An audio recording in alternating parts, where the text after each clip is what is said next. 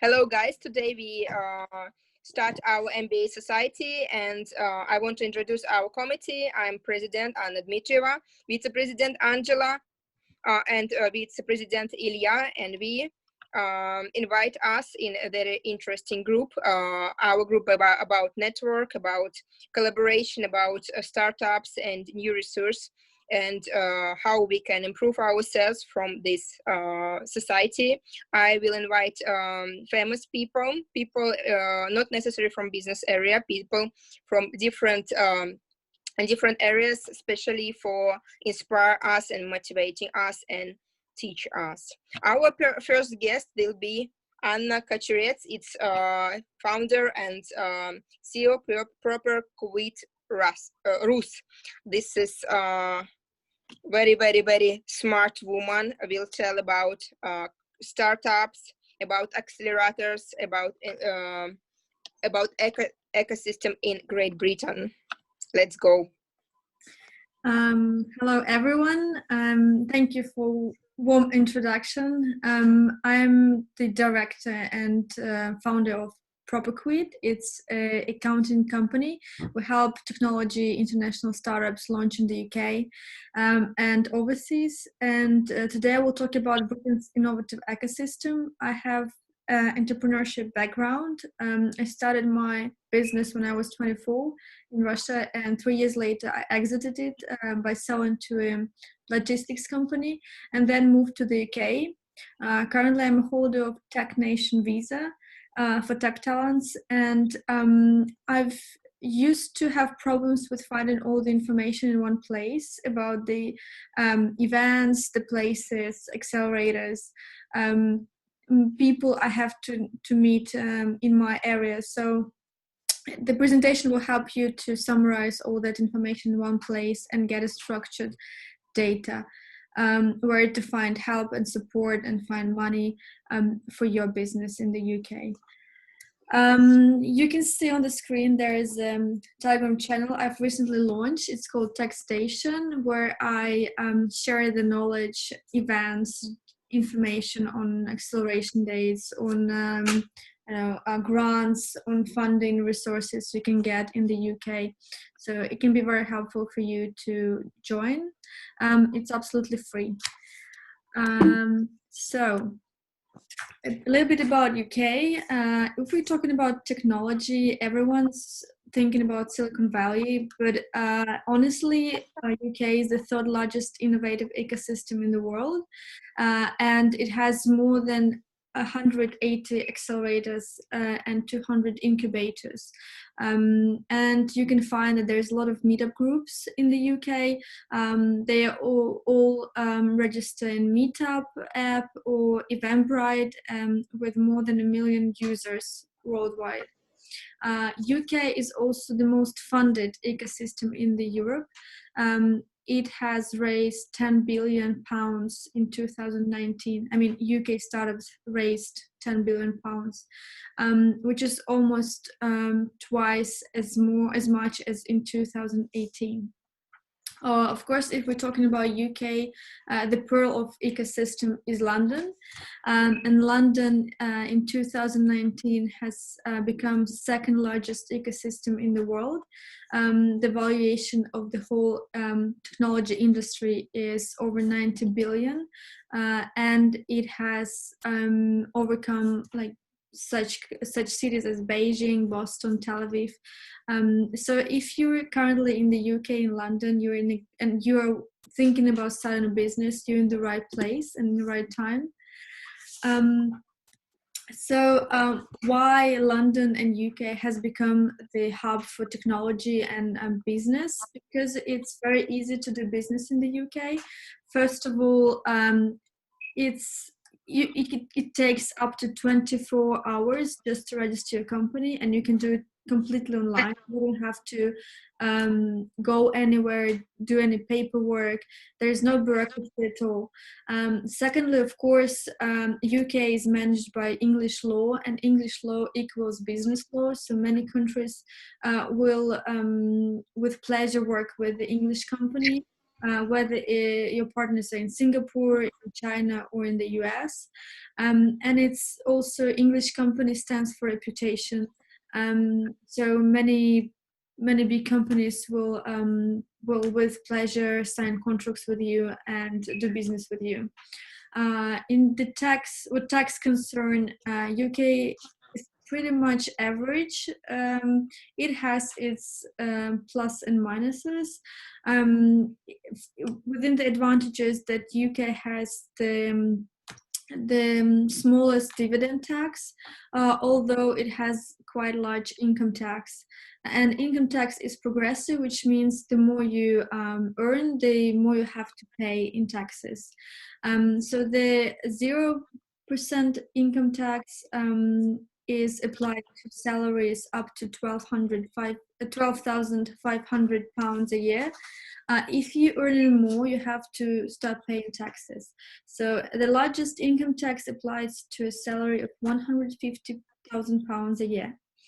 Then you have to pay national insurance contributions on the salary, which also progressive. 12% is applied to any salary up to 50,000, and 2% is applied to amount over 50,000.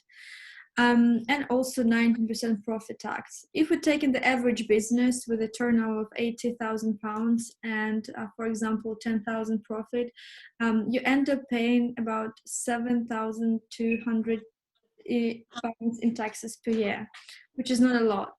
And what's good in the UK is you actually have tax credits and benefits for tech companies, so you can decrease the tax amounts substantially. For example, there is this research and development tax credit where you can claim 30% of your business expenses you spent for research and development back, so you can get a cashback from the government. And if we're talking about actually managing the business, for example, you're probably going to need an office, and you can get a co-working space in WeWork or Level 39, which are famous not only for the desk spaces, but for the community. So on top of the desk, you can get networking, ability to meet investors right away at your desk, and access to the partners, clients, and kind of ecosystem of the whole co-working space. So it's definitely worth paying, and especially if we're talking about the desk, it's just about £150 a month. And of course, doing business in the UK is not only for UK, like people based in the UK, but also for everyone who actually wants to launch in the UK. So the Tech Nation, the main tech body in the UK, introduced 5 different visas you can come into UK with, and they're pretty much straightforward and easy to get. I first moved to the UK with a startup visa, which I got with endorsement from university, and then I switched to tech talent, which I got for 5 years, and it costed me like £500, which is not a lot. So let's talk about innovative ecosystem itself. UK is famous, probably most famous for the fintech. Fintech is huge. There are about 29 unicorn startups in fintech in the UK. Unicorn means that they are valued at more than $1 billion. And there are lots of events, lots of spaces, lots of communities around fintech. For example, Rise Barclays, it's a co-working slash acceleration program where you can get the desk and 3 months program with coolest seaters from Barclays, from other fintech companies and financial companies who help you develop your startup. And also, of course, there are a lot of investors, a lot of business angels around the fintech who want and looking for projects in this area.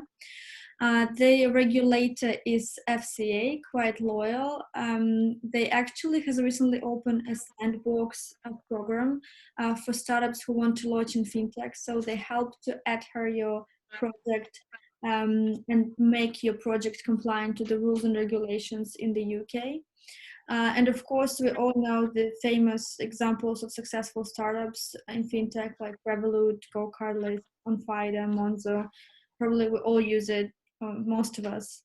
Another big industry in tech in London is health tech, medtech. There are a lot of people involved in healthcare industry in the UK, over 165,000, and there are more than 4,000 companies. And the main client, the main buyer of health tech technology is NHS, National Healthcare System, and the regulator is MHRA, quite loyal also. If you wanted to have a certificate or license your product in health tech or medtech, you're gonna apply first to MHRA and get the approval. Usually it takes up to 1 year. Some products even quicker. It depends basically on your technology and where you're going to apply it. There are a lot of accelerators and incubators and investors around health tech. Most of them are focused next to the universities. So if you want to find like a good accelerator in medtech industry, you're probably going to search near Oxford, Cambridge, Imperial College, UCL. And of course, there are a lot of great examples with great technologies like Babylon House, totally involved in NHS. So probably if you try to get a doctor's appointment at NHS lately, they probably offered you virtual MD session powered by Babylon Health. Atlas Biomed Group, also quite popular DNA startup, and Thriver. They sell blood kits, home blood kits you can take at home and send and get information what vitamins you need and what your vitamin levels are. Another big industry which valued probably over $3 billion now in UK is clean tech. And again, as with the health tech, most of the great accelerators and incubators are around universities. What's fascinating is that most of kind of early stage clean tech companies got their first investments on a crowdfunding platforms, are quite popular. So if you're looking for money, I try to go to Crowdcube or Sister to find some investors. There is no regulation really around clean tech, but probably you're going to find some guidance and sandboxes on gov.uk website. What huge successes concerns, there is Chargemaster, recently acquired by BP, British Petroleum. They do the electric stations for electric cars. Depop, quite a popular one, an app where you can sell and buy second-hand luxury clothes. They actually recently raised about $100 million, and other energy-saving companies. And the last but not least is artificial intelligence, quite a huge industry in the UK. There are a lot of great examples of successful companies here, and according to McKinsey, for example, it is said that artificial intelligence will add like 20% to GDP of UK by 2030. So many companies are looking into the technology, many invest, and many trying to adopt in their companies like Microsoft and Google, like, and even not non-technology companies. And there is a great accelerator, Entrepreneurs First. If you don't have yet idea, but you really want to do something great and get involved in tech business, you can apply to Entrepreneurs First. It's kind of an accelerator for talented people rather than companies. So they combine you with the people you're going to be beneficial to work with. For example, you a business development person, so they will help you find somebody whose background is in tech or programming, so you can develop a great product together. And they especially focus on artificial intelligence.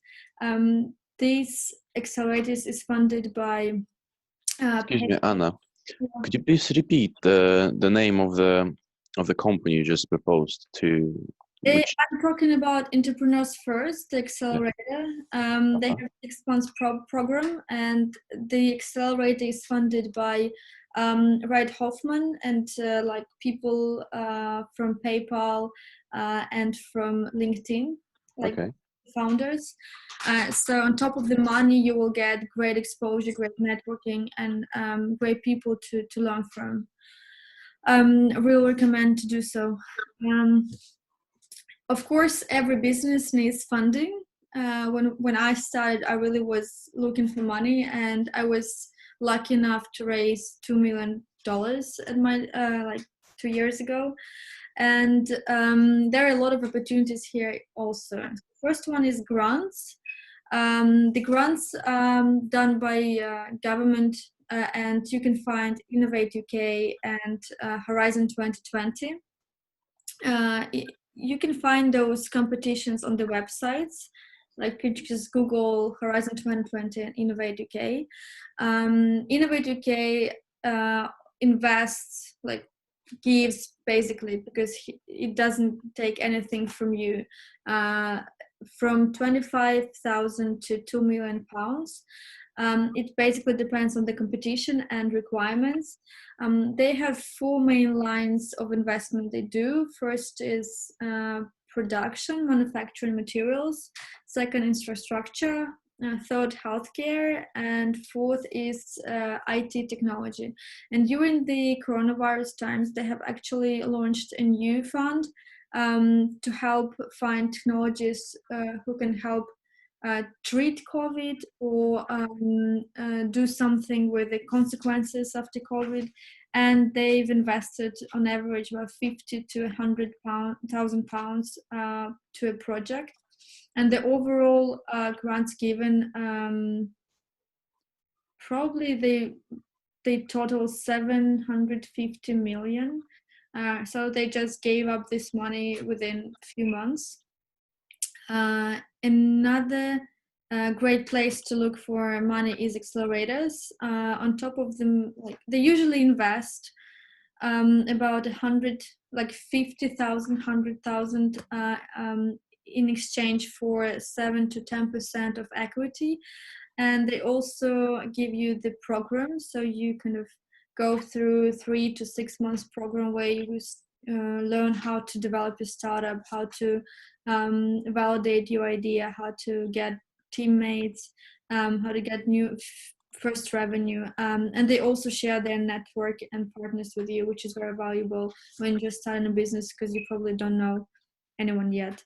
Another great place to look for is business angels. There are a lot of associations in the UK, probably about 8 of them. You can just download like business angels associations, Google business angels associations in London, and you could basically register on their websites and send your presentation there, and they have to reply within like a week or so. Also, they usually have few events on their websites. Currently, it's mostly online, but again, you can just go there for free, meet other people, meet the angels, and connect with them on LinkedIn or any other social media, and start the conversation basically. And it's venture capital. Venture capital is for the startups who have some traction, so they can show their first revenue, how many clients they have, what's their average check. So if you have this traction, you can go to venture capital. It's not easy to find ones nowadays because there are no events or conferences you can meet them at, but still you can kind of try to Google anyone who's invested in the companies similar to yours. For example, you can look into Crunchbase, see who's invested, for example, in Revolut, and you're doing the online bank, so you can just try to reach out to those funds from there. And basically, I've covered all the stuff. I'm trying to be precise and short, so I'm happy to answer your questions now. And again, sign up for the Telegram channel I've shared with you. Going to be very useful if you're starting a business. Yeah, I did try to look for it. I found only iTech UK and Technical UKIL. I typed in tech channel, tech station. Okay. Yeah. Okay. I'll have a look now.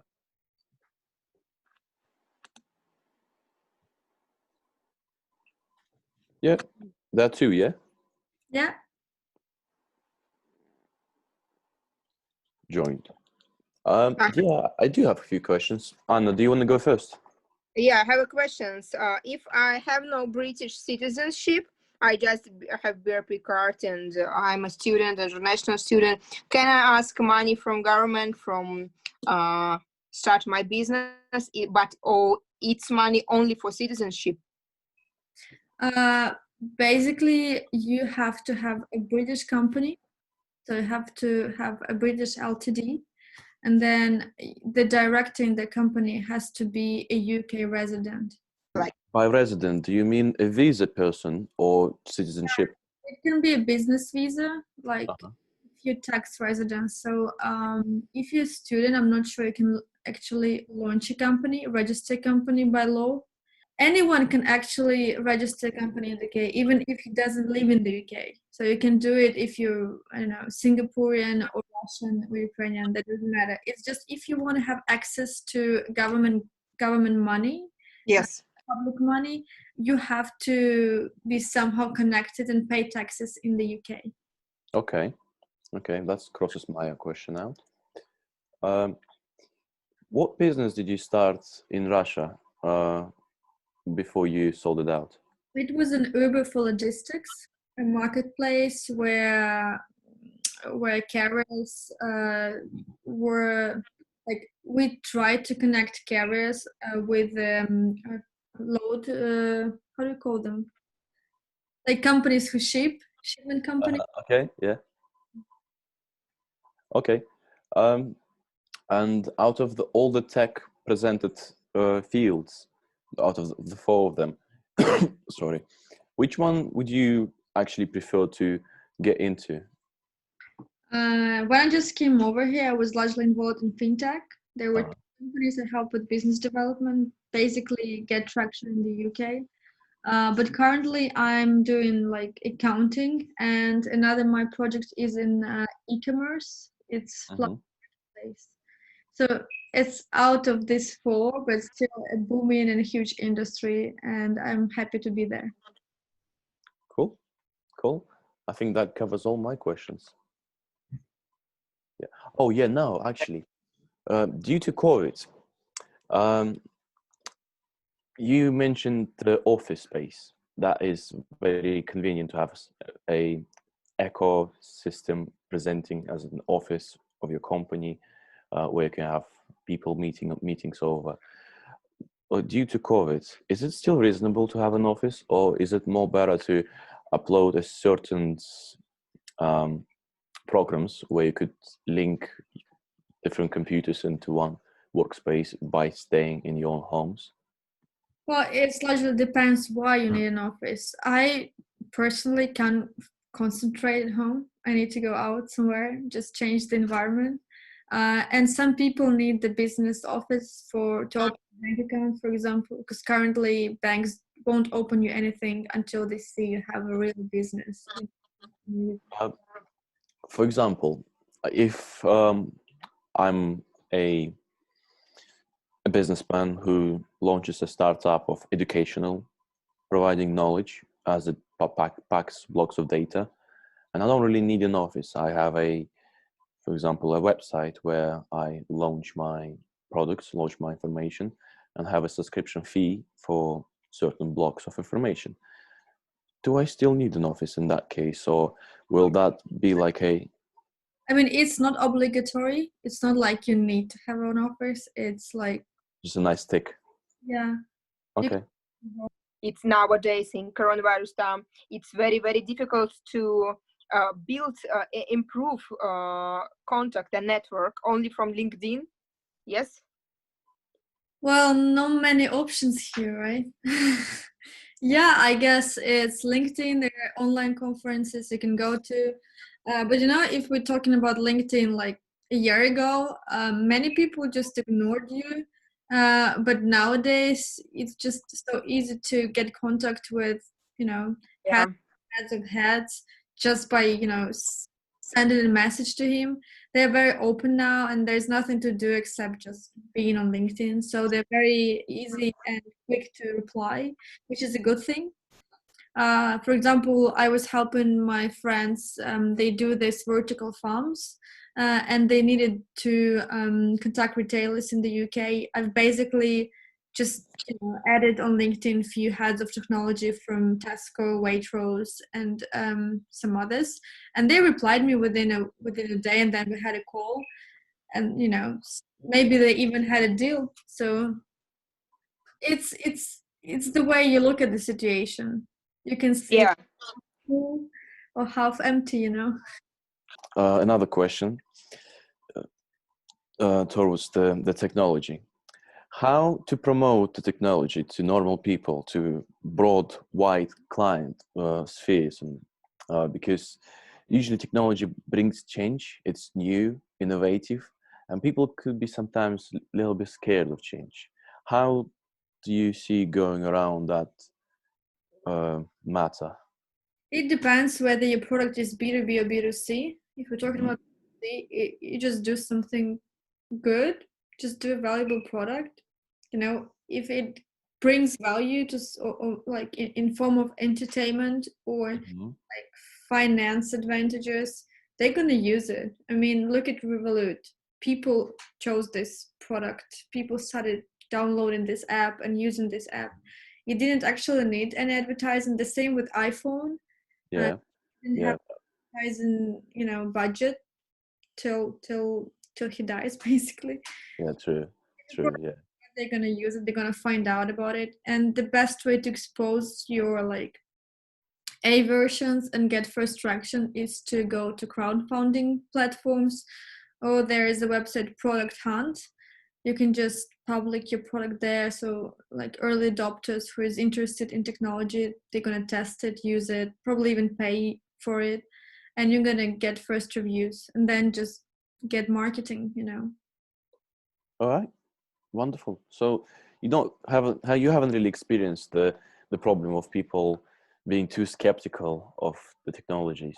In B2B, I used to work on B2B side. It's always like this. It has to like, what helps here is actually if you go get like, if you give a person try your product for free. If we talk Hmm. about B2B, like business to business Yeah, selling, yeah. they call it pilots. So Oh, okay. Well, yeah. some pilots with your customer showing that actually it's not scary. It actually very advantageous for your company. It's going to save you money, people, whatever.